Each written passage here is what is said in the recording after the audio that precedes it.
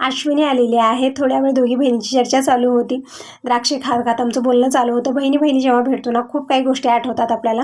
दिवस आणि रात्र कमी पडतं बोलण्यासाठी. तरी पण आता बोलत बोलत मी स्वयंपाक करत आहे.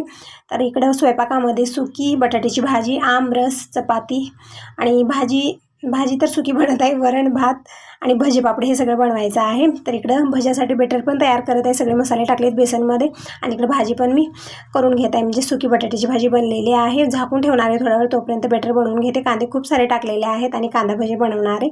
पापड काढून घेतलेले. दिनेशला म्हटलं तोपर्यंत आमरस बनव, तोपर्यंत मी कणिक मळून ठेवलेली आहे आणि इकडं आमरस बनवून तयार आहे. तर एक वेळा मिक्सरमधून आपल्याला काढून घ्यायचं आहे. तर साखर आणि चवीपुरतं मीठ टाकलं आणि मिक्सरमध्ये दिनेश काढत आहे. तोपर्यंत मी इकडं पापड, कुरडी आणि भजी फ्राय करून घेत आहे, म्हणजे तळून घेत आहे. तर अगदी अर्ध्या तासामध्ये पूर्ण स्वयंपाक झालेला आहे. आता फक्त चपाती बनवून घ्यायची आहे. तर मी चपात्या बनवून घेते. तोपर्यंत सगळेजण जेवण करायला बसलेले आहेत आणि सगळ्यांना जेवायला वाढूया. तर तुम्ही कसला वेट करता